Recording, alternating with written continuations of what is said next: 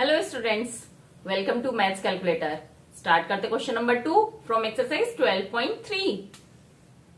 Draw wherever possible a rough sketch of a triangle with both lines and rotational symmetry of order more than 1।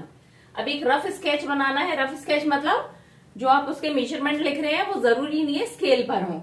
एक rough sketch बनाइए किसका? एक triangle का जिसमें both line and rotational symmetries हो, मतलब line of symmetry भी हो और rotational symmetry of order more than 1 हो। तो देखते हैं, सबसे पहले हम देखते हैं स्केल एंड ट्रायंगल, मतलब जिसकी सारी साइड्स अलग अलग हैं।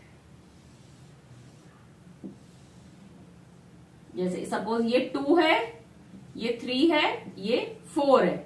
अब इसमें कोई भी लाइन ऑफ सिमेट्री होगी क्या? अगर यहां से हम एक परपेंडिकुलर लाइन डालते हैं तो ये दोनों पार्ट्स इक्वल नहीं होंगे। इसको यहां से ओवरलैप करेंगे तो ये पॉइंट कहां जाएगा? यहीं पे ही आ जाएगा। और ये 2 पॉइंट क्या है? 2 लाइन यहीं पे आ जाएगी। दैट मीन्स इसमें लाइन ऑफ सिमेट्री नहीं है।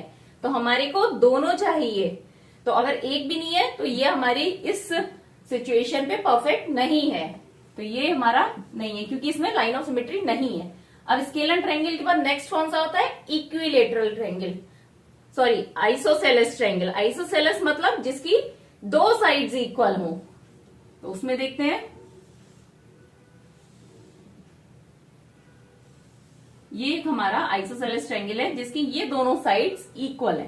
तो अगर हम यहां से परपेंडिकुलर लाइन डालते हैं तो ये दोनों पार्ट्स इक्वल हो गए। ये पॉइंट इस पे आ जाएगा क्योंकि इक्विलेटरल ट्रायंगल में अगर हम एक वर्टेक्स से बीच में एक परपेंडिकुलर लाइन डालेंगे तो ये इसको 2 इक्वल पार्ट्स में डिवाइड करता है, मतलब ये दोनों लाइंस भी इक्वल हो जाएंगी। ये पार्ट इसके इक्वल होगा। दैट मीन्स ये लाइन ऑफ सिमेट्री होगी।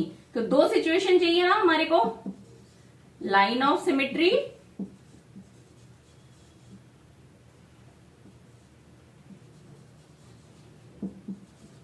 और दूसरी चाहिए rotational symmetry of order more than 1।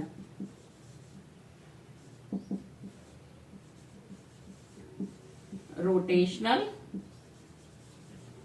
Symmetry of order, ये दो चीजें हमारे को चेक करनी है। तो यहां पे लाइन ऑफ सिमेट्री है। अब देखते हैं इसमें रोटेशनल सिमेट्री होगी या नहीं होगी। Rotational symmetry of order more than 1 है या नहीं है।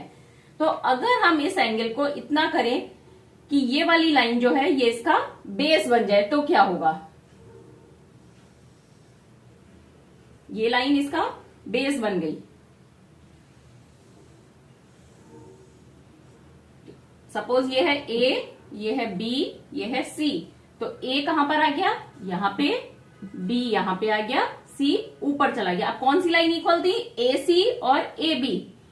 AC और AB ये दोनों लाइंस इक्वल थी। तो अब बताइए यहां पे ये सेम होंगे क्या ट्रायंगल? देख लग रहा है कि आपको सेम इमेज है? नहीं, क्योंकि यहां पे ये वाली लाइन जो है बेस इस लाइन के इक्वल नहीं है यहां पे, लेकिन यहां पे ये लाइन इक्वल हो गई। और यहां पे ऊपर की जो दोनों लाइंस है वो एक दूसरे से इक्वल नहीं है, जबकि यहां पे इक्वल हैं। तो दैट मीन्स यहां पे ये रोटेशनल ये सेम इमेज नहीं आई। अब हम एक बार और टर्न करके देखते हैं कैसे। ए को इधर ले आते हैं, ए यहां पे आ गया, बी ऊपर चला गया, सी यहां पे आ गया। तो कौन कौन सी साइड इक्वल है? ए सी और ए बी। अब देखिए ये वाली फिगर इसके इक्वल है। अगर इस फिगर को हम इसके ऊपर रखें तो ये ओवरलैप करेगी क्या? नहीं करेगी, क्योंकि यहां पे ये ऊपर की दोनों इक्वल है और यहां दोनों अलग अलग होगी। तो दैट मीन्स ये सिमेट्रिकल नहीं है। अब अगर एक बार और करा हमने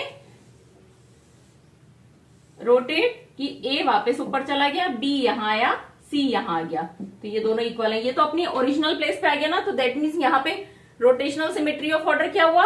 1, क्योंकि सिर्फ जब 360 डिग्री का कंप्लीट करा तभी वो इसके सिमेट्रिकल फिगर हमारे को देखने को आई। तो दैट मीन्स यहाँ पे रोटेशनल सिमेट्री ऑफ ऑर्डर है 1।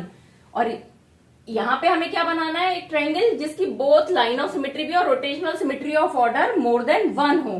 दैट मीन्स वो इक्विलेटरल ट्रायंगल भी नहीं होगा, सॉरी इक्विलेटरल नहीं, आइसोसेलेस ट्रायंगल नहीं होगा। अब हम इक्विलेटरल बना के देखते हैं।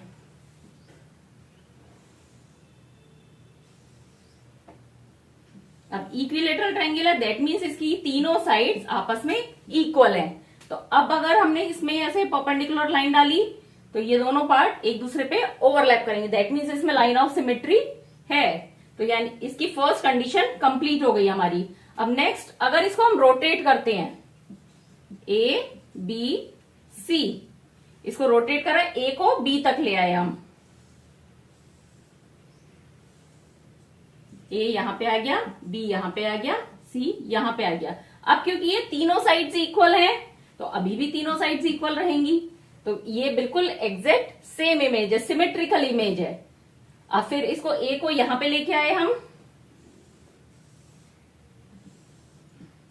ए बी सी, अभी भी तीनों इक्वल साइज है, तो ये बिल्कुल एग्जैक्ट सेम इमेज होगी। अब नेक्स्ट एक बार और हम करेंगे कंप्लीट 360 का एंगल कंप्लीट करने के लिए इसको 120 पे वापस मूव करेंगे, ए को ऊपर लेके जाएंगे, ए ऊपर आ गया, बी सी, अब तीनों साइड्स इक्वल है तो दैट मीन्स ये इसके सिमेट्रिकल होगी। तो कितनी बार हमारे को सिमेट्रिकल इमेज दिखाई दी 360 रोटेशन में? 1 2 3। तो यहाँ पे रोटेशनल सिमेट्री ऑफ ऑर्डर कितना हो गया? 3, जो कि मोर देन 1 है। दैट मीन्स इक्विलेटरल ट्रायंगल में लाइन ऑफ सिमेट्री भी होगी और rotational symmetry of order more than 1 होगा।